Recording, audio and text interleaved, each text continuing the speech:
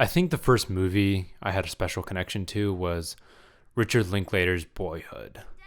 There was just something so grand and inconceivable about filming a movie over the course of 12 years. I think I was having more internal turmoil about growing up than I realized, and Boyhood relieved some of that. I could literally watch a kid grow up and turn out fine, which made me feel like I'd turn out fine. When I was really little, I was like most kids in that I loved Star Wars. I knew all the movies like the back of my hand.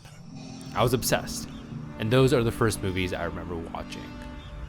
But I wasn't interested in movies as anything more than popping in an old DVD on Saturday morning until the 8th grade. Now, when you're in 8th grade, being into film means watching video essays and those weird guys on YouTube that seem to only talk about Star Wars and comic book movies. But that was still special to me, and dare I say influential. For my first 2 years of high school, watching movies was an escape from the awkwardness and confusion of growing up. I started to realize that there were more than just movies with Luke Skywalker and Batman in them. I thought I had good taste because I knew who Quentin Tarantino and Christopher Nolan were, and my friends didn't. And then after my sophomore year of high school, I realized that I liked movies a whole lot more than any math or science I was learning in school. That's when, in my junior year of high school, I met Ronald. My name's Ronald Chase, and I've been teaching young people to make films for almost a decade now. Ronald is an 85-year-old man who lives in an old studio in San Francisco. He runs a program called San Francisco Art and Film, and on every Sunday he teaches a film workshop for high school students. It's not an overstatement to say that Ronald has been the most influential person on me as a filmmaker. He showed me that there were more than just movies directed by Quentin Tarantino and Christopher Nolan. Ronald made me watch Bergman and Fellini and Kurosawa and Visconti and Godard and silent films, and he read Chinese philosophy to me and just expanded my idea of what art is. Ronald would make us do lesson films every week, and almost every film I made my first year was garbage. Terrible.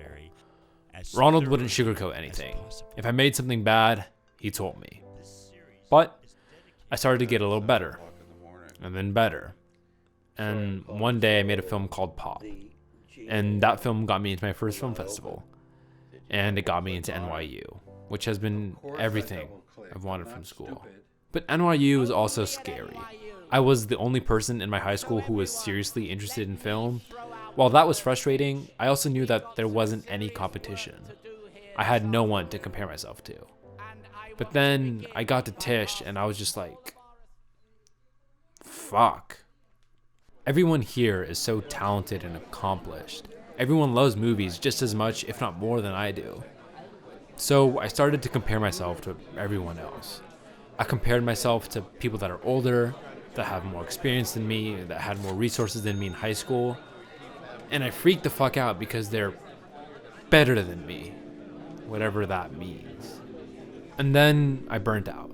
I literally made my frame and sequence final about how sad I was for a semester. I gave it a lot of serious thought. But then I flew back to my tiny suburb in Northern California and I realized I missed it. I missed New York.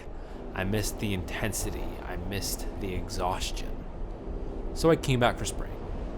And I was just grateful to be here. I was grateful to be lucky enough to meet talented people that care about me.